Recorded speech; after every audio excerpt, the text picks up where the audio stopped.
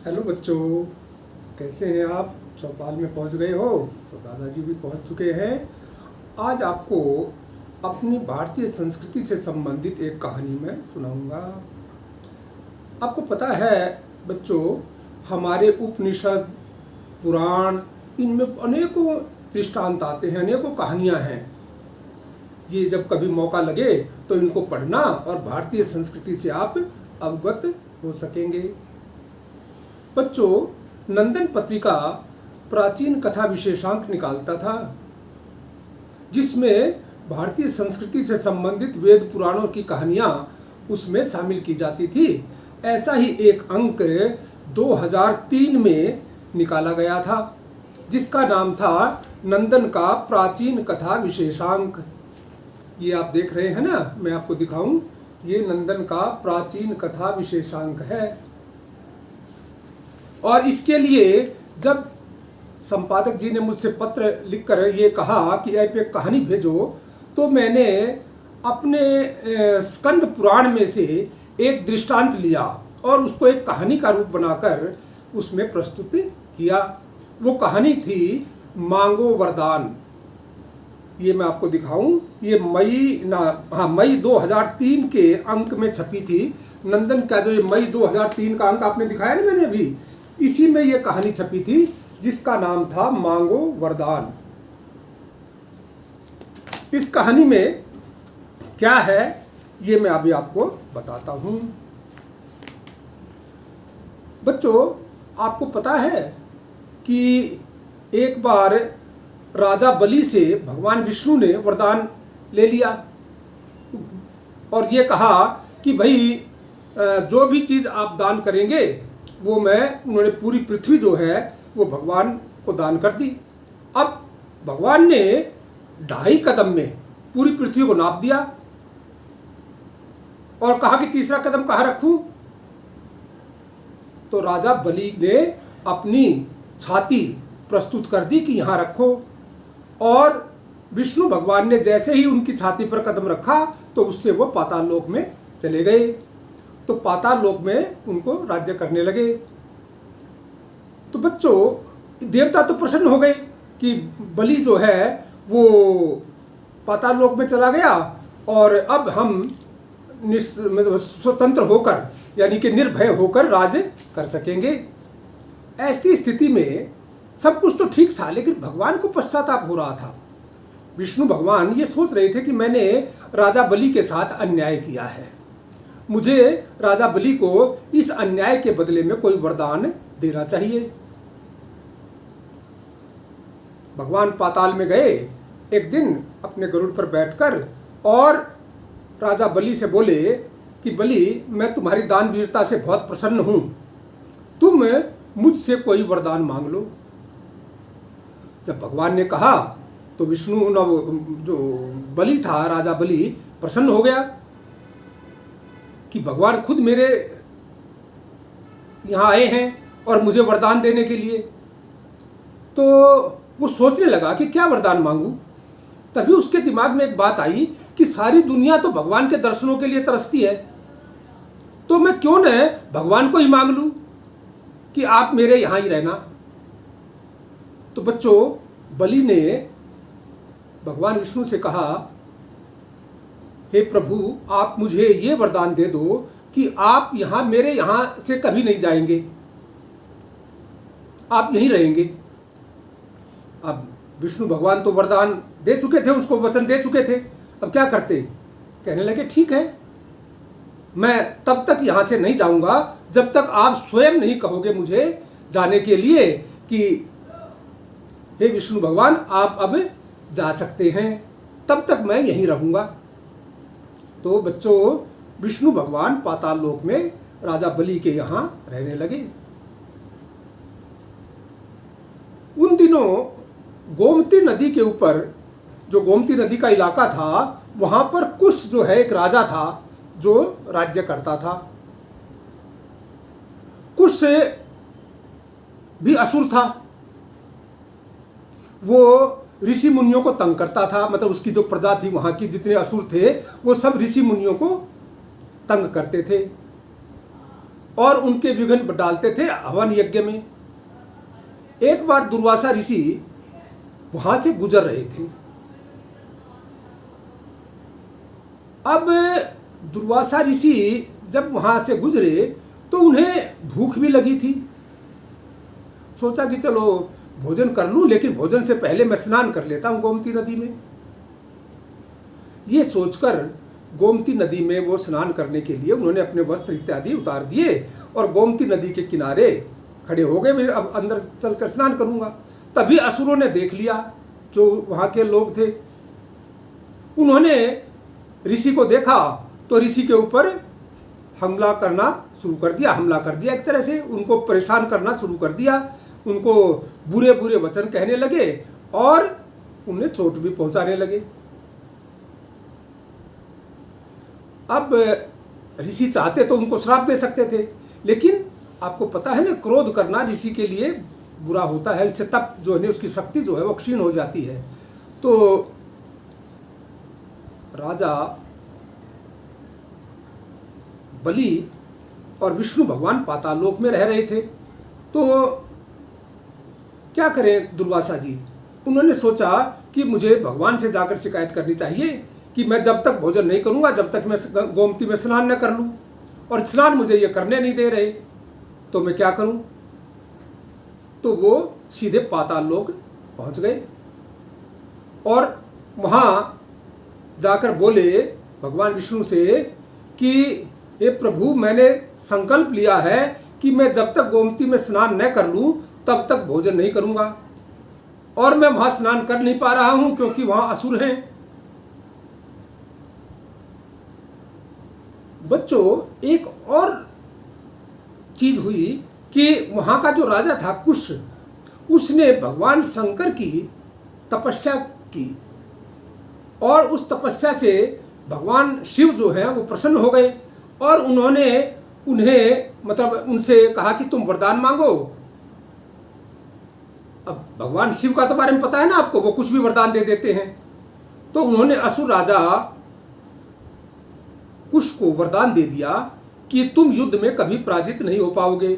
जब भी तुम्हें कोई तुम्हारी हत्या कर देगा तो तुम्हारे सैनिक अगर शिवलिंग के पास, शिवलिंग जो भगवान की मूर्ति होती है, शिव के आकार होता है, उसके पास लाकर रख देंगे तो तुम पुनः जीवित हो जाओगे। अब ये वरदान मिलने के बाद तो कुश जो है वो निर्भय हो गया था। अब उसे कोई डर ही नहीं था। जहां भी युद्ध करता और युद्ध में अगर वो मारा जाता तो उसके जो सैनिक थे वो उसे उठाकर शिवलिंग के पास रख देते और वो पुनः जीवित हो जाता। लेकिन भगवान शिव ने एक उसमें शर्त रखी थी कि कुछ तुम ठीक है, तुम्हारी जब सब शिवलिंग के पास आएगा तो ठीक तुम जीवित हो जाओगे, लेकिन शिवलिंग जहां पे स्थापित हो वहां से ये नहीं कि भाई तुम वहां से स्थापित शिवलिंग को उठा के कहीं और ले जाओ ना, स्थापित शिवलिंग को तुम्हें नहीं हटाना है। अगर तुमने स्थापित शिवलिंग की हटा दिया तो तुम्हारा वरदान समाप्त हो जाएगा। इसकी शक्ति जो है वरदान की समाप्त हो जाएगी। तुम्हें शिवलिंग को, स्थापित शिवलिंग को नहीं हटाना है, तुम्हारा सब शिवलिंग के पास आ जाएगा तो वो जिंदा हो जाएगा। तो बच्चों, ये वरदान पाने के बाद सारे इलाके में कुश का राज हो गया। कोई उसे हरा नहीं पा रहा था। जब भी कोई उसकी हत्या करता तो तुरंत उसके दास जो है ना शिवलिंग के पास ले जाते और वो जो है पुनः जीवित हो जाता और अधिक शक्ति से लड़ने लगता। जब दुर्वासा जी भगवान विष्णु के पास पहुंचे कि मैंने तो ऐसा संकल्प ले लिया है कि जब तक मैं गोमती में स्नान नहीं करूंगा तब तक भोजन नहीं करूंगा, अब आप मुझे गोमती स्नान कराइए, क्योंकि मैंने स्नान करने की कोशिश की तो असुरों ने मुझे वहां से प्रताड़ित कर दिया। अब विष्णु भगवान बोले, हे ऋषि, मैं तो अब राजा बलि के अधीन हूं। जब तक राजा बलि मुझे स्वतंत्र नहीं करेंगे तब तक मैं कहीं जा नहीं सकता, और असुरों को मारने के लिए मुझे वहां गोमती के किनारे जाना पड़ेगा। अब आप बताइए मैं क्या करूं? तो दुर्वासा ऋषि ने राजा बलि से कहा कि हे बलि राजा, तुम भगवान विष्णु को स्वतंत्र करो ताकि ये वहां असुरों को गोमती के किनारे जाकर असुरों का वध कर सके। अब बलि ने सोचा, भाई मैं तो घर आए भगवान को क्यों छोड़ूं? उसने कोई जवाब नहीं दिया। दुर्वासा ऋषि तो आप जानते हैं ना, उनके बारे में पता है कि वो जब भी उनके बहुत जल्दी गुस्सा आ जाता था। तो दुर्वासा ऋषि ये क्रोधित होते, इससे पहले बलि ने सोचा कि ये तो ऋषि हैं और ऋषि अगर क्रोधित हो गए तो ये तो पता नहीं क्या कर देंगे। डर गया राजा बलि। उसने कहा भगवान विष्णु से कि हे प्रभु, मैं आपको आज़ाद कर रहा हूँ, आप जा सकते हैं। अब भगवान विष्णु गरुड़ पर बैठकर वहाँ पहुँच गए गोमती के किनारे। ऋषि दुर्वासा अपनी शक्ति से वहाँ पहुँच गए। अब वहाँ जब गोमती में स्नान करने के लिए दुर्वासा जी आए तो असुरों ने देख लिया। असुरों ने देखा तो वो उसको तंग करने के लिए फिर वहाँ हाजिर हो गए। भगवान विष्णु साथ थे तो उन्होंने असुरों को मार भगाया। अब जब असुरों को मार भगाया तो फिर तो असुर डर गए। असुर कहने लगे अपने राजा के पास जाकर कि हे राजा कुश,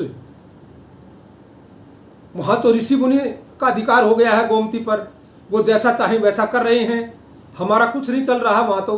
अब कुश को क्रोध आया, वो अपनी तलवार लेकर गोमती के किनारे पहुँच गया और उसने युद्ध करना शुरू कर दिया भगवान विष्णु से।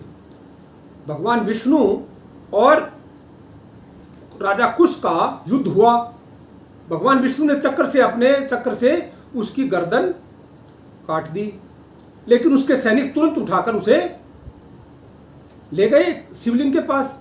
इससे वह पुनर्जीवित हो गया और फिर और शक्ति से भगवान विष्णु के साथ युद्ध करने लगा। अब भगवान विष्णु समझ गए कि इसे तो कोई वरदान प्राप्त है और ये वरदान जरूर भगवान शिव का है, जो मेरे आगे भी, मतलब मैं ही उसके आगे क्षीण पड़ रहा हूं। तो उन्होंने दिव्य शक्ति से जाना कि भगवान शिव ने कुश को वरदान दिया था कि तू जब भी शिवलिंग के पास जाएगा तो तेरा मुर्दा शरीर भी शिवलिंग के पास जाते ही जीवित हो जाएगा, लेकिन स्थापित शिवलिंग को नहीं हटाना है। अब भगवान विष्णु ने एक उपाय सूझा कि हाँ ठीक है, अब की बार जैसे ही कुश आया युद्ध करने के लिए तो भगवान विष्णु ने अपने चक्र से उसकी गर्दन फिर काट दी और जैसे ही वो गर्दन कटने के बाद कुश का धड़ जो है वो जमीन पर गिरा, भगवान विष्णु ने तुरंत एक शिवलिंग उसके ऊपर स्थापित कर दिया, कुश के ऊपर। अब कुश के शरीर के ऊपर स्थापित शिवलिंग हो गया तो अब क्या करें? अब तो उसके सैनिक भी नहीं उठा सकते थे उसको, उसके शव को, क्योंकि उसके ऊपर शिवलिंग स्थापित है और वरदान में यह था कि तुम्हें स्थापित शिवलिंग को हिलाना नहीं है। अब क्या करें? तो बच्चों, भगवान शिव ने ना भगवान विष्णु ने शिवलिंग स्थापित करके राजा ना से ऋषि दुर्वासा से कहा कि महाराज अब आप निश्चिंत होकर गोमती में स्नान करें, अब आपको कोई कुछ नहीं कहेगा। सारे असुर डरकर भाग गए वहाँ से।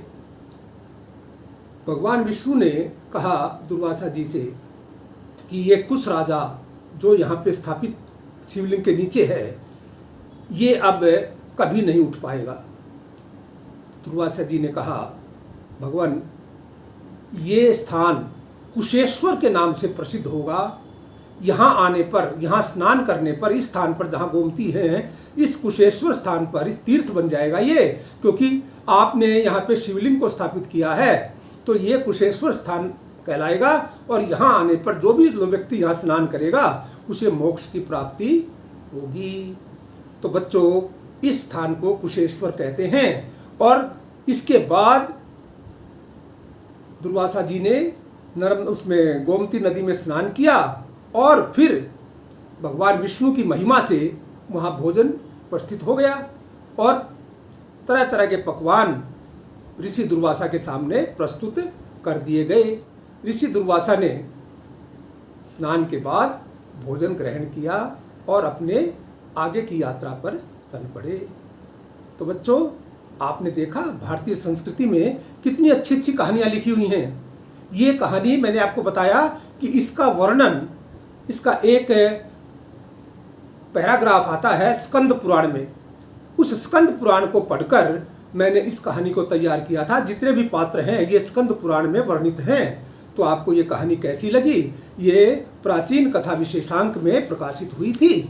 अगली बार हम आपको दोबारा एक और अच्छी सी नई सी कहानी के साथ फिर मिलेंगे। तब तक के लिए खुश रहो। नमस्कार।